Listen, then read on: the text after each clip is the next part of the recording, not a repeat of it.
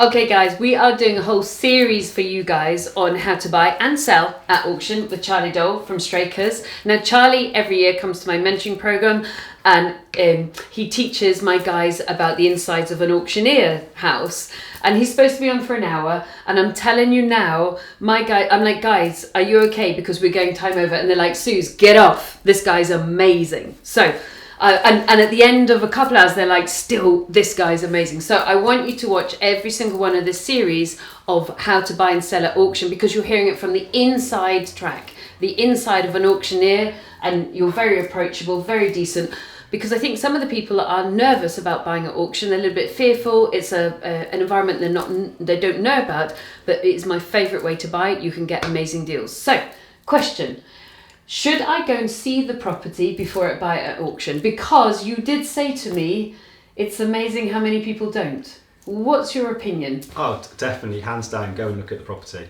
I think it's the first thing you should do, personally. Right. I mean, one, you've got to decide, well, do you like it? Is it what it looks like in the picture, in the description? Yeah. It's not always, and that's whether that's auction or whether it's private treaty, however it is. Yeah. You know, with the way photographs can be taken and everything else, is it how it seems? Have they missed out that actually this is a lovely property, but it's in a horrendous street? Yeah. Or, you know, next door is a complete wreck, or opposite is, I don't know, a chicken factory or something like that. These things, you know, you need to go, whether that is to see the property itself, but also its environment where it is. Gotcha. So hands down, go and have a look at it. So talk me through the process of going to see, because if you've never done it before, how do you go see an auction property? I know it sounds daft, until you know, you don't know. No, this can vary from auctioneers. So many auctioneers will do set viewing times, and quite a few will list them. Actually, they'll have a viewing sheet so you can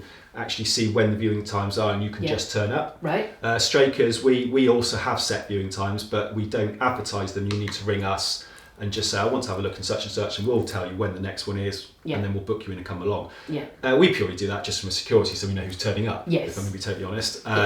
But so just ring up and ask. So there's generally 2, sometimes 3 viewings a week, usually half an hour, 45 minutes. And the property is usually on sale for about 4 weeks before the auction. So that's up 12, 8 to 12 viewing opportunities. Loads of opportunities. I mean, you can always be cheeky and ask if you can do something outside of the times. I might have done that. It will fit, and it will fit within our diary. It depends. Well, there's 2 elements to it. One, if we're short of interest on something, well, obviously, yes, we'll get you in. Or 2, if it actually fits. If it's something that's a 20-mile drive for us, more than likely it's not. If it's going to take a couple of hours out of the time, we just say, look, no, we are here these times.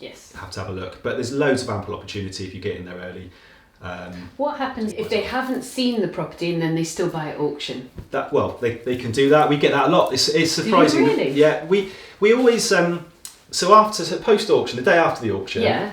About 11 o'clock in the morning, we have a bacon sandwich, and we go through the list. They go through the list of who's bought, and we go. You know, that's when we sit down, because we have a little sweepsake in house about what prices we think we're going to get. Oh, that's so cool. Yeah, so we have a little competition about who's closest, and we're generally miles away, and I'm generally the worst as well.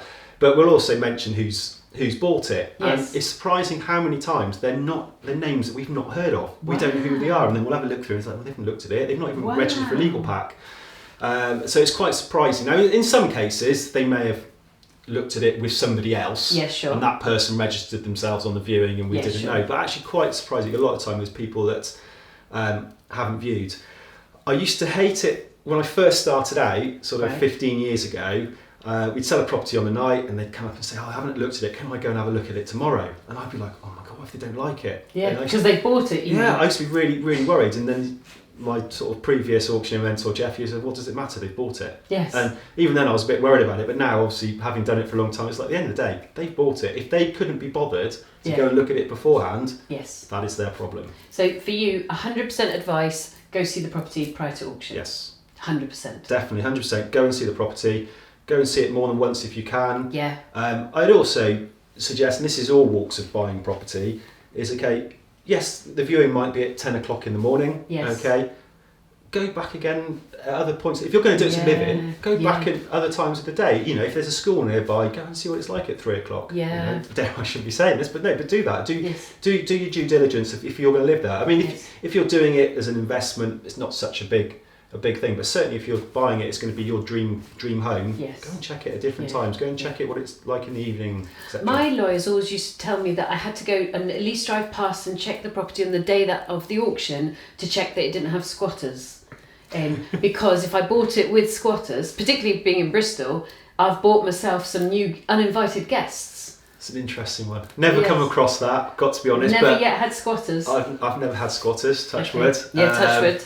Well, certainly not come in. I've had squatters at the start that have had to go, but not squatters then appeared at the end. It's advice I've always had. At the end of the day, if you've got the time, and it all depends how far away the property is, one from where you live and two from where the auction room is if it's on the day. Yes. But if you've got the time, there's no harm in that, is there, at the end of the day? And then the other piece of advice I've been given by my lawyers is the bit marked out in red, which is the bit that you're buying.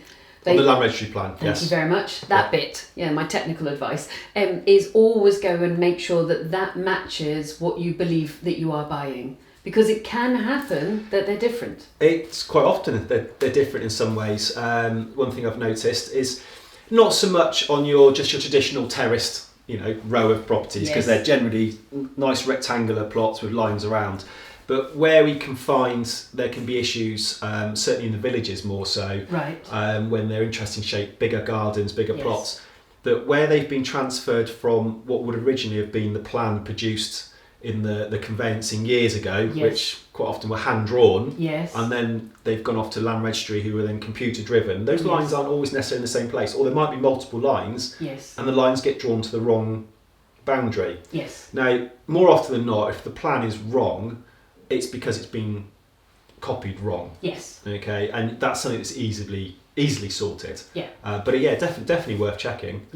You'd hope that maybe we'd notice that, but I can't say. Ultimately, it's buyer beware. There is an element of that. At the end of the day, if an auctioneer's got 150 lots in his catalogue, it's very hard to check everything. You notice when it's completely wrong, but more often than not, if those plans being highlighted wrong, it comes actually from a buyer.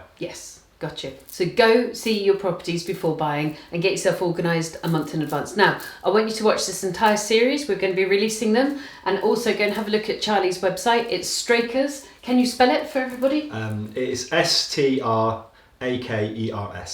Go and have a good check out of what an auction website looks like. You guys have lettings and you guys have estate agency as well, so it's a really well-rounded business.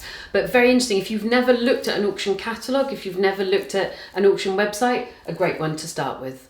And the areas you cover? So generally you cover most of Wiltshire, also touch into sort of Bath, occasionally Bristol, up to Gloucester. There you are. So kind of my area, I buy in Bristol, and we've known each other for quite a while now, so a great guy to work with. Thank you. All right. Sourcing discounted deals is how you make serious money in property, but how do you start? Free checklist. Click, link, download now.